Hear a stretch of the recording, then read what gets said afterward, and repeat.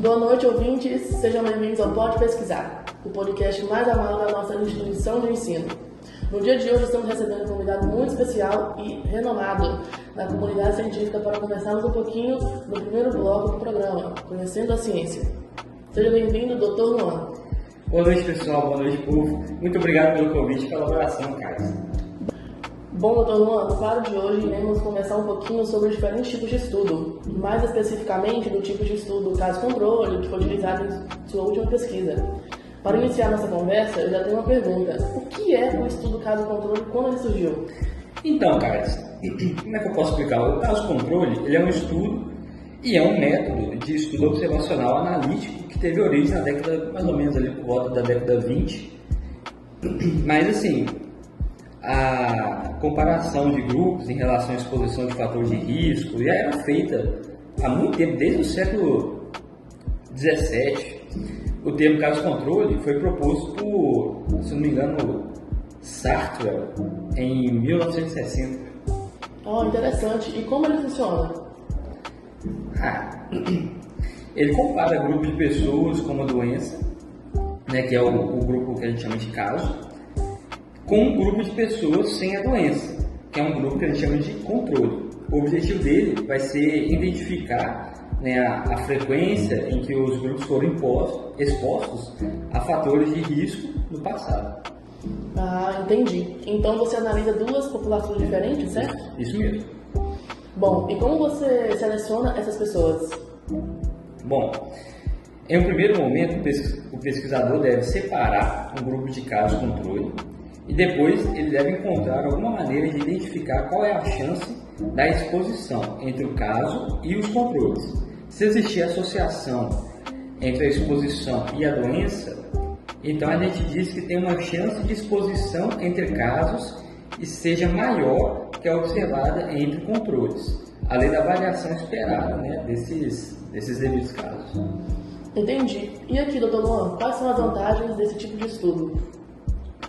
Então, Carlos, para um pesquisador, esse tipo de estudo possui várias vantagens, né? Como um tempo mais curto para você poder desenvolver desse tipo de estudo, né? Além de ter um custo mais baixo, que já ajuda muito.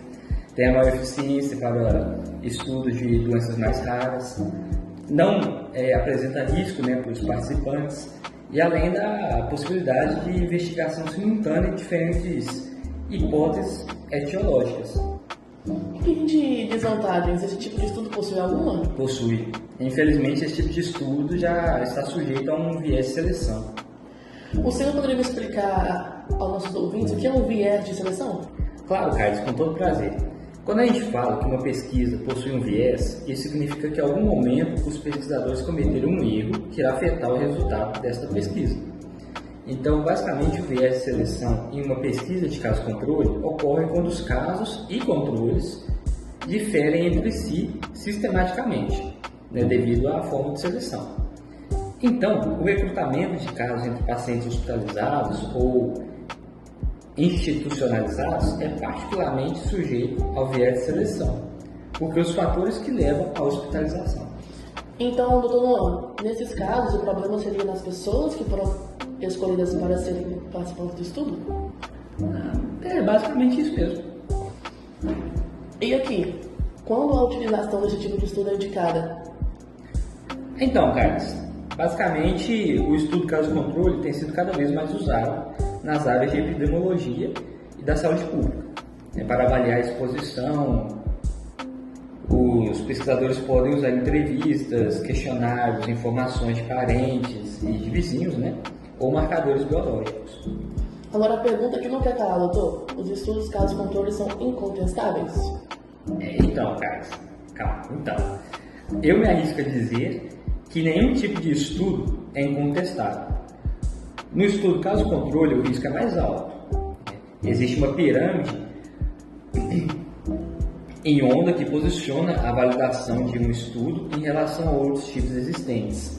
O estudo de coorte ou ensaios clínicos randomizados, por exemplo, são mais confiáveis do que o estudo de caso-controle. Atualmente, os estudos de meta-análise é colocado no topo da pirâmide, com as mais confiáveis e mais difíceis de serem contestadas. Então, no caso, eu não devo confiar em um estudo de caso-controle? Bom, o estudo de caso controle, não necessariamente, Carlos. Eu aconselho, independentemente do estudo, ao indivíduo sempre procurar mais fontes que dialoguem com o tópico abordado. Muitas vezes o estudo de caso controle traz algumas informações seguras, mas não deve confiar cegamente, né, em um tipo de estudo ou informação. Né?